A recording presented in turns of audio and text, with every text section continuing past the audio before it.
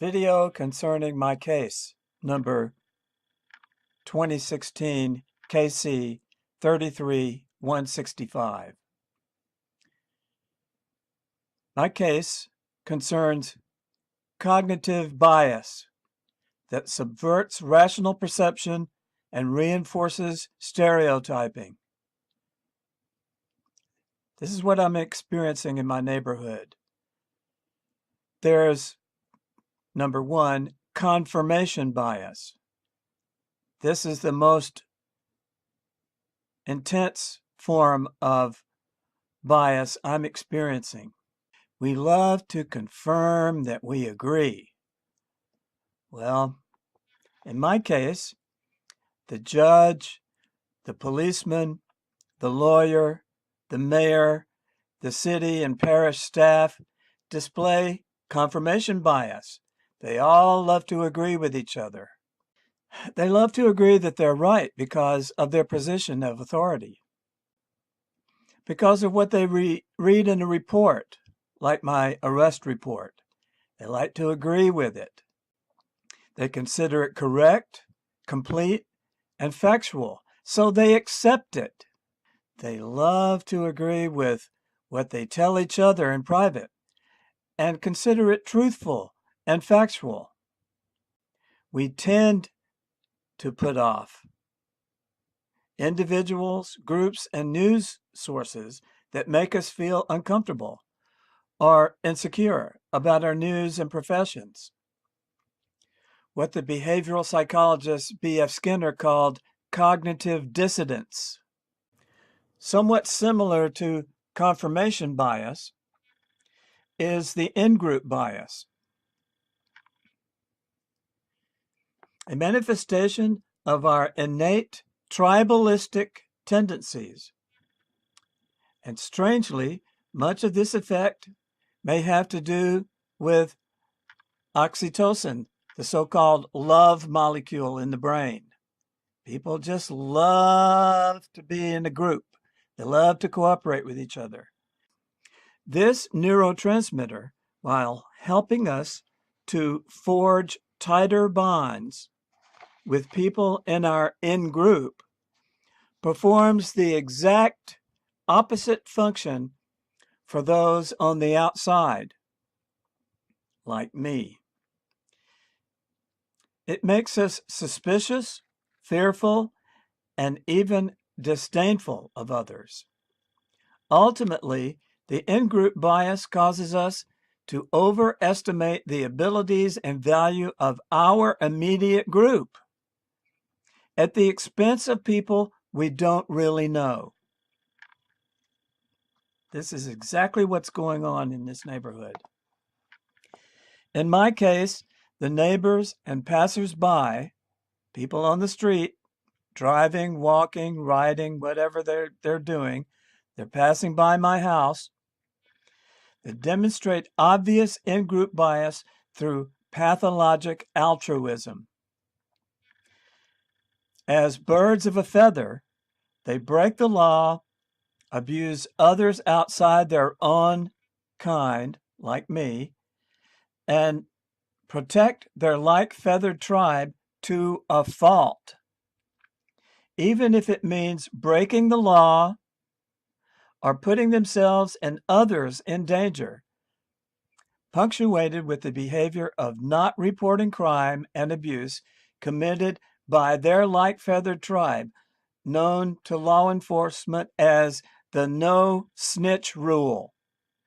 In my numerous reports of my bad neighbors to the Shreveport Police Department and the mayor's office, my neighbors exhibit all the behavior of bad neighbors.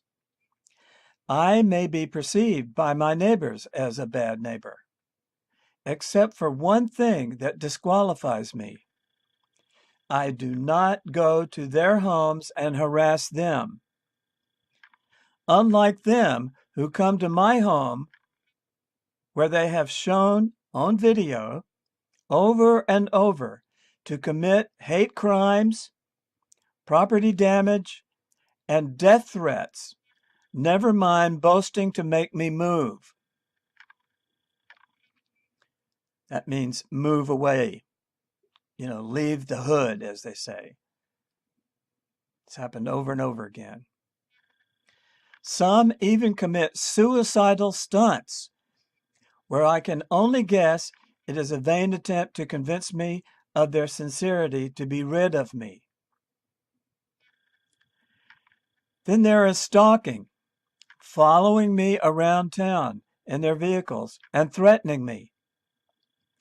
This can be confirmed in one incident that I reported to the Shreveport Police Department with a credible witness. I was with a credible witness. I was the passenger in the car of an employee of the Shreveport Police Department when a neighbor followed us all the way downtown, threatening us with their automobile. It's this preferential mode of behavior that leads to confirmation bias, the often unconscious act of referencing only those perspectives that fuel our pre-existing views, while at the same time ignoring or dismissing opinions, no matter how valid, that threaten our worldview. In my case, the lack of law enforcement has escalated and reinforced rampant disrespect of my property and my civil rights in my neighborhood, leading to nuisance crimes, animal abuse, hate crimes, murder, burglary, and frequent widespread civil disobedience. Number 3, status quo bias. We humans tend to be apprehensive of change, which often leads us to make choices that guarantee that things remain the same or change as little as possible. Needless to say, this has ramifications in everything from politics to economics. We like to stick to our routines, our political parties, and our favorite meals at restaurants.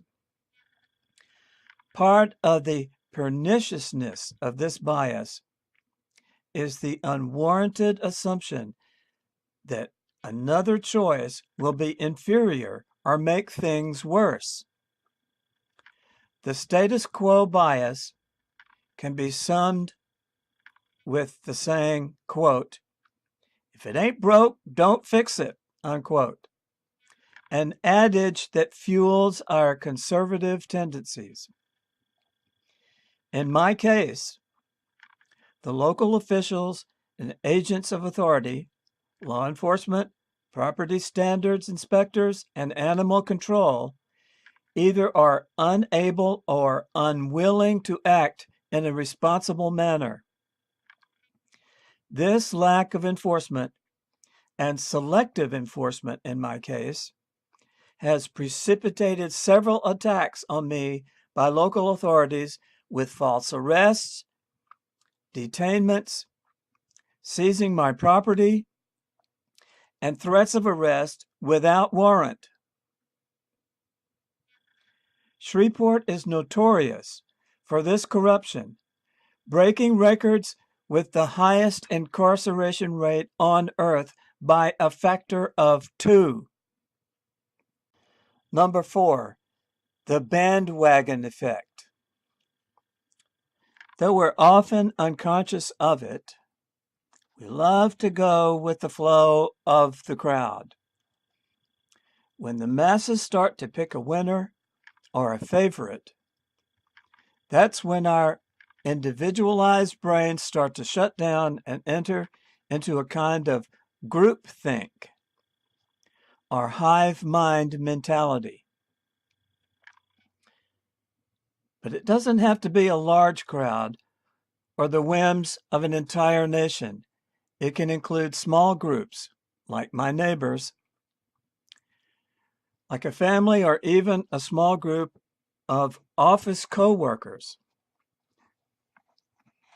The bandwagon effect is what often causes behaviors, social norms, and memes to propagate among groups of individuals, regardless of the evidence or motives in support. This is why opinion polls are often maligned. They can steer the perspectives of individuals accordingly.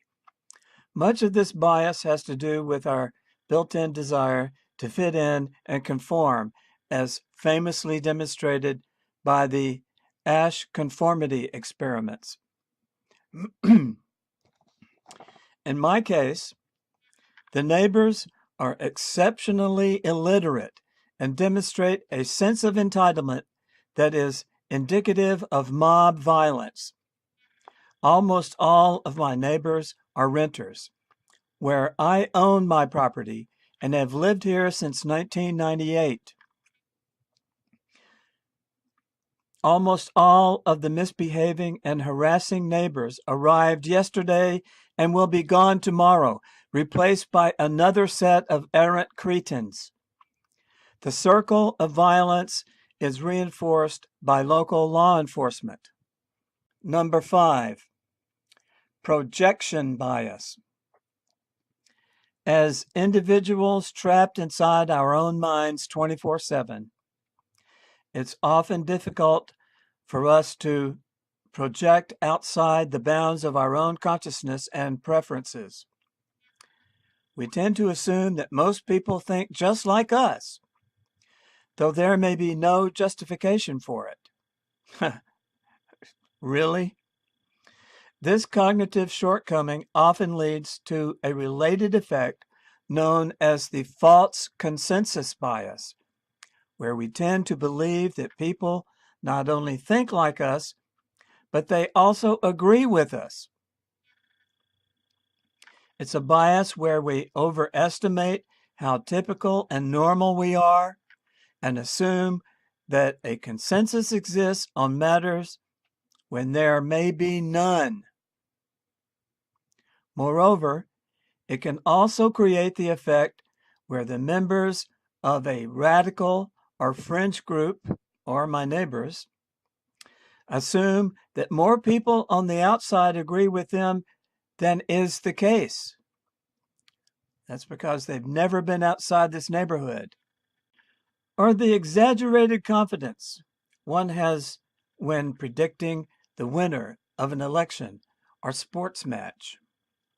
In my case, my neighbors speak their own tongue, a form of street gibberish where every phrase is laced with potty mouth vulgarity, frequent references to anal rape, and racist hate speech. Since I am only able to judge my neighbors by what they say and what they do, I can deduce that they suffer a common social and moral malaise of poor, ignorant people from Louisiana.